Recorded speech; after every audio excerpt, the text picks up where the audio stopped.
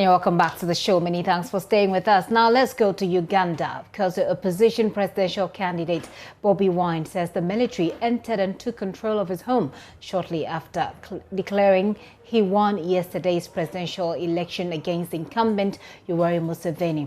The government has so far ordered internet blackout as the country awaits the result of the votes. Reports from Uganda say Mr. Museveni has taken an early lead. But the concern now is about how free and fair that election has been. I have in the studio right now a Ugandan. He is Namata Serumaga-Musisi. She is the diaspora coordinator for the People Power National Unity Platform. We'll get her to paint a picture for us what really the situation is from her perspective in Uganda. But tell us a bit more about this group, People Power National Unity Platform. What is it about? So People Power was the original movement under Bobi Wine, and that was sort of in the realization that the people had been so disempowered by the regime, there was a need to sort of unify us under this sort of new umbrella, if you would like to say that. So the new umbrella is the National Unity Platform. And that's correct, yes. Okay, and that was the party form of the People Power movement. Okay, yeah. I'm looking at what you're wearing, and it looks similar to what Bobi Wine was. Also, this is a group that is aligned to Bobi Wine. Yes, we are part of his. Yes, we are his coordinators. Exactly. Yeah. I just want to be clear so that people can appreciate or have context to the comments that you make. Absolutely. Okay. So, what is happening in Uganda right now? How do you see it sitting here from afar? From a distance. I'd like to give a little bit of context. Please. This is not the first time that Museveni, the dictator Museveni, has behaved in this manner. Okay. What happens is every time we have an election, the past two elections at least, he has lost. It was not to Bobi Wine, it was to another opposition candidate, Kizza Besigye. So we are used to the sort of intimidation, to the sort of abuse of our rights. When you say he has lost in all of those elections, that was not the declaration of the election regulatory body. It was not the declaration of the EC, but you always have, essentially the EC has been compromised. And so you find yourself with a situation where you are listening to independent radio stations and you have these polling agents and they're looking at declaration forms, and then somewhere between the point where radio stations are being shut down, somewhere between the point where polling agents for the opposition are being chased away from stations and arrested, and between the announcement, numbers sort of miraculously change to suit the dictator. I see. Has there been any clear-cut evidence provided to some of these allegations that, of course, have been thrown out there? Absolutely. There's always been instances where you have footage, for example, film footage of people sort of stuffing boxes, declaration forms being taken, or the military. I'm sure many of your viewers will have seen the number of military vehicles that were rolled out in the days before this current election. Now, the level of violence and sort of intimidation that we've experienced in this one is unprecedented. Even Dr. Kizza Besigye has said that. But essentially, going from the period when you start campaigning up until the point when you actually vote, there is that sort of manipulation there. And then when you arrive in the sort of voting areas, there have been so many instances already captured where people are being sort of intimidated. There were stories of people getting told that your ballot has been pre-ticked for you for the presidential, only vote for the MP. Yes.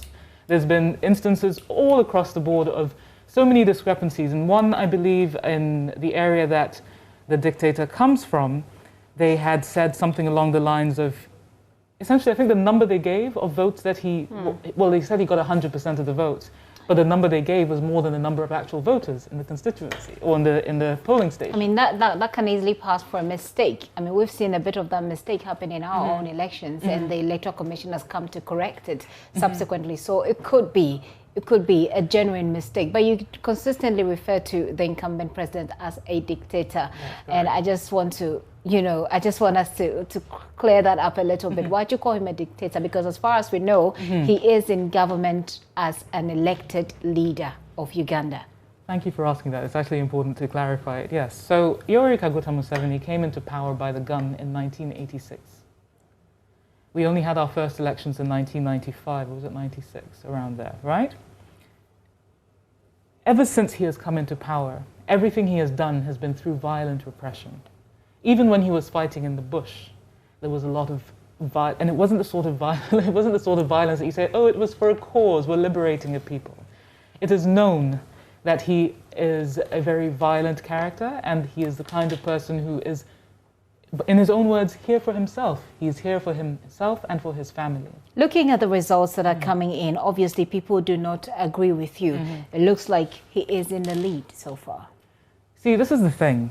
The media is compromised. 1, 2, right now there are there are soldiers sitting in the newsrooms. So it's like you and me soldiers sitting in the newsrooms? In the newsrooms, preventing people from putting out the results that are coming in. Are there any, pictorial evidence? Well, see, this is the problem. There's the internet blackout, right? But you are hearing, so it's really difficult. But people are capturing as much evidence as they can. But for as far as we are hearing, there are soldiers in the newsrooms. People are being prevented from putting out news that is in favor of any of the opposition. And I think a good example would be a journalist, Daniel Lutaya, who was posting results from yesterday afternoon, going into the night. Most of these results, by the way, were pro-Bobby. Honorable Chagulanyi was taking them by a large margin. And this morning, all of that has been deleted. I see. Where was he posting these? On his social media. So he was posting them on Facebook, and he was posting. Keep in mind that a lot of these results that were coming out also had the declaration forms to back them up. And so I think what is also important to note is that before the election, because we've watched this film, we've seen how the dictator operates. What we decided to do was, some of our team members have created an app, which Bobby launched about a week ago, or announced about a week ago. And essentially with this app, people are able to sort of note any discrepancies they've seen, report any sort of rigging they see. It's called YouVote, right? YouVote-uganda.com. And that's where people are looking at the tallies that we are verifying using the declaration forms that we have seen and that we have access to. And in those ones, there is evidence that we are actually winning by large margin. There was a little bit of a Facebook if you like, fight, for lack of a better expression. And I've had the government spokesperson for Uganda say subsequently that Facebook was banned because Facebook then took an action without recourse, an action against the government without recourse to the government. So they banned Facebook. Wouldn't you say that is more like a cause-effect situation, purely cause-effect, because you can't ban us without, recourse to us and then expect us to tolerate you necessarily?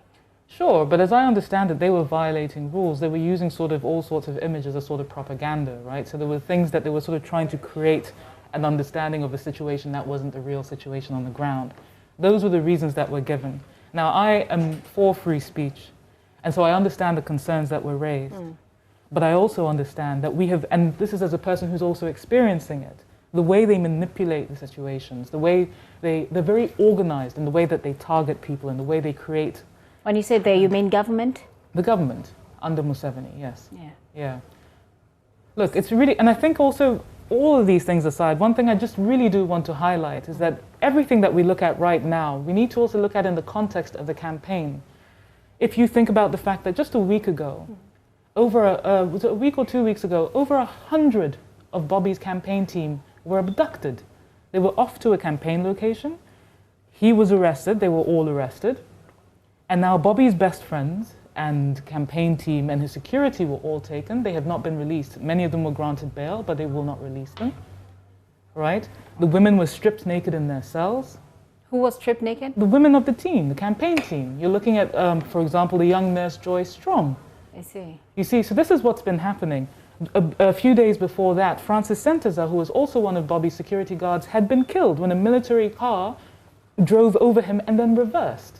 I mean, these are, so I just need to make this clear that we don't have the government side on this platform at the moment, but we're speaking to a Ugandan who's, speaking about her perspective of what is happening in Uganda, and I've of course asked for a bit of evidence. What do you think has to happen for the country to move forward from here? Of course, we have to wait for the election results, and so far it looks like, I mean, your candidate has rejected the initial result so far. But what do you see going forward?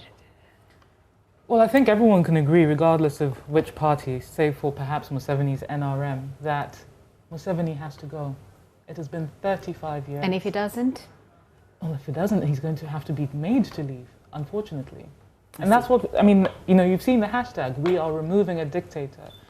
We can't sit in a nation where 18 women are dying every day in childbirth. We can't sit in a nation where we are being sent into debt for his personal pocket and his own purposes. We can't be sitting with those levels of corruption and that level of murder and destruction of a nation that should be prospering. We can't just sit there and accept it. It is now time for us to enter the new Uganda. We need to find a way in which the people are allowed to reclaim what is theirs. Okay. Whether it's the resources, whether it's your power, we need to be able to say, this is our Uganda, and this is how we are moving forward. Okay.